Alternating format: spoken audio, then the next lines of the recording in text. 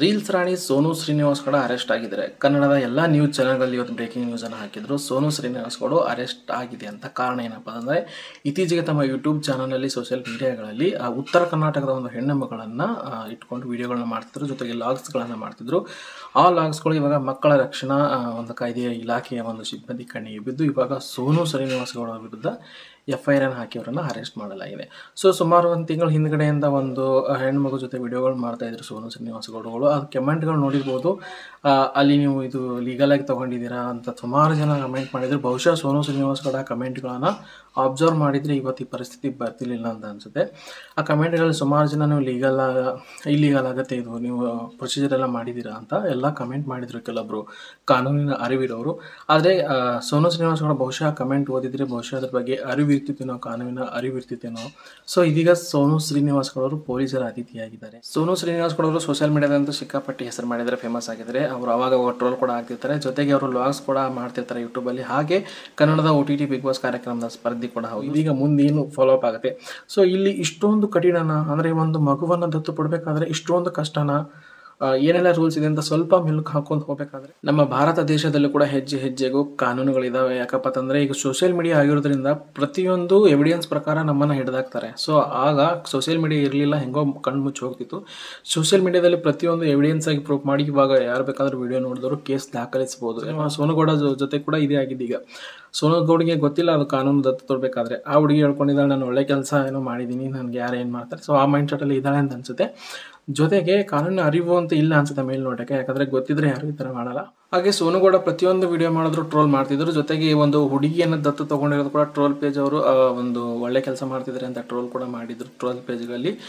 ಇದೀಗ ನಾನು ಒಳ್ಳೆ ಕೆಲಸ ಮಾಡ್ತಿದ್ದೇನೆ ಅನ್ನೋ ಅಷ್ಟರಲ್ಲಿ ಈಗ ಸೋನುಗೌಡಿಗೆ ಒಂದು FIR ದಾಖಲು ಮಾಡಿ ಮತ್ತೆ ಈಗ ಪೊಲೀಸರ ಅತಿಥಿಯಾಗಿ ಅರೆಸ್ಟನ್ನು ಮಾಡಲಾಗಿದೆ. ಹಾಗಾದರೆ ದತ್ತು ಪಡೆಯೋದು ಅಷ್ಟೊಂದು ಕಠಿಣ ಕ್ರಮನ? ಹಾಗೆ ಒಂದು ಮಹಿಳೆ ದತ್ತು ಪಡಿಬೇಕಾದ್ರೆ ಆ ಮಹಿಳೆ ಮದುವೆ ಆಗಿರಬಾರ್ದು, ಜೊತೆಗೆ ಅವಳಿಗೆ ಡಿವೋರ್ಸ್ ಆಗಿರಬೇಕು, ಮತ್ತು ಜೊತೆಗೆ ಗಂಡ ತೀರ್ಕೊಂಡಿರ್ಬೇಕು. ಹಾಗೆ ಗಂಡ ಹಿಂದೂ ಧರ್ಮ ಬಿಟ್ಟು ಬೇರೆ ಧರ್ಮವನ್ನು ಸ್ವೀಕರಿಸಬೇಕಾಗತ್ತೆ ಒಂದು ಮಹಿಳೆ ಏನಾದರೂ ದತ್ತು ತಗೋಬೇಕಾದ್ರೆ. ಇದು ಕೂಡ ಕಾನೂನಲ್ಲಿದೆ. ಒಬ್ಬ ಹಿಂದೂ ಪುರುಷ ದತ್ತು ತಗೋಬೇಕಾದ್ರೆ ಅವನಿಗೆ ಮಗ ಅಂತೂ ಇರಲೇಬಾರ್ದು, ಮಗನೂ ಇರಬಾರ್ದು ಅಥವಾ ಮೊಮ್ಮಗನೂ ಇರ್ಬೋದು. ಅವಾಗ ಗಂಡ ಹೆಂಡತಿ ಒಂದು ಮಗುವನ್ನು ದತ್ತು ತಗೋಬಹುದು ಅಂತ ರೂಲ್ಸ್ ಕೂಡ ಇದರಲ್ಲೇ ಇದೆ. ಹಾಗಾದರೆ ಮಗು ದತ್ತುವನ್ನು ಯಾರು ಕೊಡ್ಬೋದು ಕಾನೂನಿನ ಪ್ರಕಾರ? ಆ ಮಗುವಿನ ತಂದೆ ದತ್ತು ಕೊಡ್ಬೋದು, ತಾಯಿ ದತ್ತು ಕೊಡ್ಬೋದು, ಅಥವಾ ತಂದೆ ತಾಯಿ ಯಾರೂ ಇಲ್ಲಪ್ಪ ಅಂತಂದರೆ ಗಾರ್ಡಿಯನ್ ಪೋಷಕರು ಕೂಡ ದತ್ತು ಕೊಡ್ಬೋದು. ಪೋಷಕರು ನ್ಯಾಯಾಲಯದ ಅಪ್ಪಣೆಯನ್ನು ಪಡ್ಕೋಬೇಕಾಗುತ್ತೆ. ನ್ಯಾಯಾಲಯ ಎಲ್ಲ ಒಂದು ಸುರಕ್ಷತೆ ಇದೆಯಾ, ಇವರಿಗೆ ಕೆಪಬಿಲಿಟಿ ಇಲ್ವಾ ಎಲ್ಲ ಒಂದು ನೋಡಿಬಿಟ್ಟು ಅವಾಗ ಅಪ್ಪಣೆ ಕೊಟ್ಟರೆ ಅವಾಗ ಮಗುವನ್ನು ದತ್ತು ಕೊಡ್ಬೋದು. ದತ್ತು ಕೊಡೋರು ಈ ಒಂದು ರೂಲ್ಸ್ ಇದೆ. ಅವಾಗ ಮಾತ್ರ ನೀವು ದತ್ತು ಕೊಡೋಕ್ಕೆ ಸಾಧ್ಯ ಕಾನೂನಿನ ಪ್ರಕಾರ. ಹಾಗಾದರೆ ಕಾನೂನಿನ ಪ್ರಕಾರ ದತ್ತು ಯಾರು ಹೋಗ್ಬೋದು ಅಂದರೆ 15 ವರ್ಷಕ್ಕಿಂತ ಕಡಿಮೆ ಇರೋರು ದತ್ತು ಹೋಗಬಹುದು. ಜೊತೆಗೆ ಇಲ್ಲಿ ದತ್ತು ಪಡೆದುಕೊಳ್ಳೋರಿಗಿಂತ 21 ವರ್ಷ ಆ ಮಗು ಚಿಕ್ಕವರಾಗಿರಬೇಕು, ಅವಾಗ ಮಾತ್ರ ದತ್ತು ಹೋಗಬಹುದು. ಈ ದತ್ತು ಪಡೆಯೋ ಪ್ರಕ್ರಿಯೆಯಲ್ಲಿ ವಯಸ್ಸು ಬಹಳ ಮ್ಯಾಟ್ರ್ ಆಗುತ್ತೆ.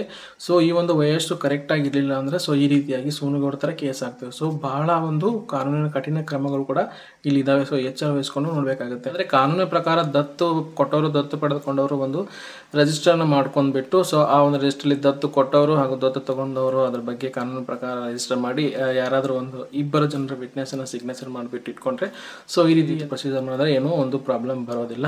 ಹೀಗಾಗಿ ಇಷ್ಟೊಂದು ಪ್ರೊಸೀಜರ್ ಇದೆ ಒಂದು ಮಗುವನ್ನು ದತ್ತು ತಗೋಬೇಕಾದ್ರೆ.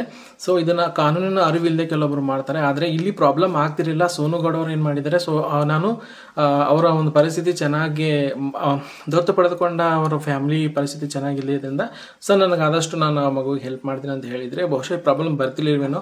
ಆದರೆ ಯಾವುದೊಂದು ವಿಡಿಯೋದಲ್ಲಿ ನಾನು ದತ್ತು ತೊಗೊಂಡಿದ್ದೀನಿ, ಅವ್ರ ಫ್ಯಾಮಿಲಿಗೆ ಏನು ಕೊಡಬೇಕು ಅದು ಕೊಟ್ಟಿದ್ದೀನಿ ಅಂದರೆ ಇಲ್ಲಿ ಬಹುಶಃ ಮಾರಾಟ ಆಗಿರ್ಬೋದು ಅಂತ ಅಧಿಕಾರಿಗಳ ಮೇಲ್ನೋಟ ಗಮನಿಸಿ ಈಗ ಸೋನು ಶ್ರೀನಿವಾಸ್ ಗೌಡ್ಗೆ ಅರೆಸ್ಟ್ ಮಾಡಿದ್ದಾರೆ. ಸೋನುಗೌಡ ಅವರ ವಿಡಿಯೋದಲ್ಲಿ ರೆಕಾರ್ಡ್ಸ್ ಪ್ರಕಾರ ಸೋನುಗೌಡ ಆ ಒಂದು ಹುಡುಗಿಯ ಮನೆಗೆ ಹೋಗಿ ನೇರವಾಗಿ ಆ ಮಗುವನ್ನು ಆ ತಂದೆಯ ತಾಯಿ ಒಪ್ಪಿಗೆಯಿಂದ ಸಂತೋಷವಾಗಿ ಟಾಟಾ ಬೈ ಬೈ ಮಾಡಿ ಮಗುವಿನ ಖುಷಿಯಿಂದ ಕಳಿಸ್ಕೊಡ್ತಾರೆ. ಅವತ್ತು ಆ ವಿಡಿಯೋ ರೆಕಾರ್ಡ್ಸ್ ಪ್ರಕಾರ ಏನು ವಿಜುವಲ್ಸ್ ಇದೆ. ಕಾರಲ್ಲಿ ಫೈನಲಿ ಹುಡುಗಿ ನಮ್ಮವಳು ಅಂತ ಸೋನುಗೌಡ ಹೇಳ್ತಾರೆ. ಹೆಸರು ಡಿಸ್ಕ್ಲೋಸ್ ಮಾಡೋಂಗಿಲ್ಲ, ಅದು ಕೂಡ ಒಂದು ಕಾನೂನೇ.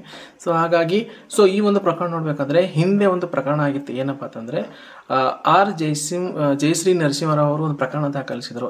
ಇಬ್ಬರು ದಂಪತಿಗಳು ಬೇರೆ ಪೋಷಕರಿಂದ ಮಗುವನ್ನು ನೇರವಾಗಿ ದತ್ತು ಪಡೆದು ಸಾಕ್ತಾ ಇದ್ದಾರೆ. ಹಾಗಾಗಿ ಇವರು ಕಾನೂನಿನ ಅನುಮತಿ ಇಲ್ಲಿ ಸಾಕ್ತಾ ಇದ್ದಾರೆ ಅಂತ ಒಂದು ಹೈಕೋರ್ಟ್ಗೆ ಪ್ರಕರಣ ದಾಖಲಿಸಿದರು. ಆದರೆ ಆ ಹೈಕೋರ್ಟು ಆ ಒಂದು ಅವರ ಅರ್ಜಿಯನ್ನು ರದ್ದು ಮಾಡ್ತು. ಕಾರಣ ಏನಪ್ಪ ಅಂತಂದರೆ ಅವರ ಒಂದು ನೇರವಾಗಿ ಒಂದು ವೇಳೆ ಮಗು ಅನಾಥವಾಗಿದ್ದರೆ, ನಿರಾಶ್ರಿತವಿದ್ದರೆ, ಸೊ ಅಂಥ ಸಂದರ್ಭದಲ್ಲಿ ಮಗುವನ್ನು ದತ್ತು ಪಡೆದರೆ ಅನುಮತಿ ಇಲ್ಲದೆ ಅವಾಗ ಈ ಒಂದು ಆ್ಯಕ್ಟ್ ಅಪ್ಲೈ ಆಗುತ್ತೆ. ಯಾವ ಆ್ಯಕ್ಟ್ ಅಂತ ಅಂದರೆ 2015 ಸೆಕ್ಷನ್ 80ರಲ್ಲಿ ಇದು ಅಪ್ಲೈ ಆಗುತ್ತೆ. ಸೊ ಹಾಗಾಗಿ ಈ ಮಗು ಸಹಜವಾಗಿ ಅವರಿಗೆ ಜನಿಸಿದೆ ಹಾಗೂ ಈ ಮಗು ನಿರಾಶ್ರಿತ ಮಗು ಅಂತ ಘೋಷಿಸಿಲ್ಲ, ಅನಾಥ ಮಗು ಅಂತ ಘೋಷಿಸಿಲ್ಲ. ಹಾಗಾಗಿ ನೇರವಾಗಿ ಮಗು ಪೋಷಕರಿಂದ ದತ್ತು ಪಡೆದು ಇಂಥ ಸಂದರ್ಭದಲ್ಲಿದ್ದಾಗ ಆ ಪೋಷಕರಿಂದ ನೇರವಾಗಿ ದತ್ತುವನ್ನು ಪಡೆದು ಸಾಕುವುದರಲ್ಲಿ ಕಾನೂನಿನ ಅಪರಾಧವಿಲ್ಲ ಅಂತ ಒಂದು ಧಾರವಾಡದ ಏಕಪೀಠ ಸದಸ್ಯ ಹೇಮಂತ್ ಚಂದನ್ಗೌಡ ಅವರ ಒಂದು ನೇತೃತ್ವದಲ್ಲಿ ಇದು ಆಗಿತ್ತು ಹಾಗೂ ಹೈಕೋರ್ಟ್ ಈ ಒಂದು ಅರ್ಜಿ ರದ್ದು ಕೂಡ ಮಾಡಿತ್ತು. ಸೊ ಇದು ಅಪ್ಲೈ ಆಗಲ್ಲ ಅಂತ ಅವ್ರ ಅರ್ಜಿ ವಜಾಗೊಳಿಸಿತ್ತು.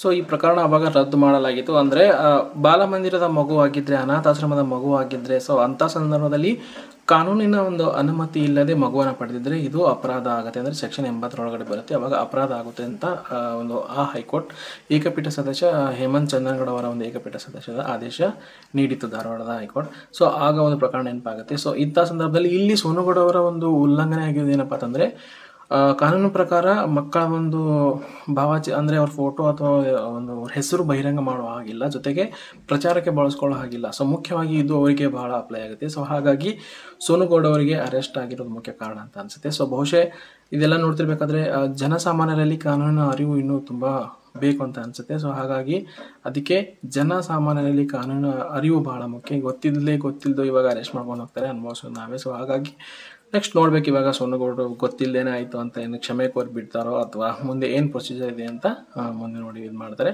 ಸೊ ಇದಿಷ್ಟು ಈ ಒಂದು ಸೋನುಗೌಡ ಅರೆಸ್ಟ್ ಆಗಿರೋ ಬಗ್ಗೆ ಒಂದು ಕಾನೂನಿನ ಒಂದು ಮಹತ್ವದ ಬಗ್ಗೆ ವಿಡಿಯೋ ನಿಮ್ಗೆ ಹೆಂಗೆ ಅನ್ನಿಸ್ತಾ ಕಮೆಂಟ್ ಮಾಡಿ. ಜೊತೆಗೆ ಸಿಗೋಣ ಮುಂದಿನ ಕಂಟೆಂಟ್ನಲ್ಲಿ. ಸೊ ಯಾರೆಲ್ಲ ಮೊದಲನೇ ಬಾರಿಗೆ filmy crush Kannada YouTube channel ನೋಡ್ತಾ ಇದ್ದಾರೆ, ಸೊ ತಪ್ಪದೆ ಸಬ್ಸ್ಕ್ರೈಬ್ ಮಾಡಿ. ಸಿಗೋಣ ಮುಂದಿನ ಕಾಂಟೆಂಟ್ನಲ್ಲಿ.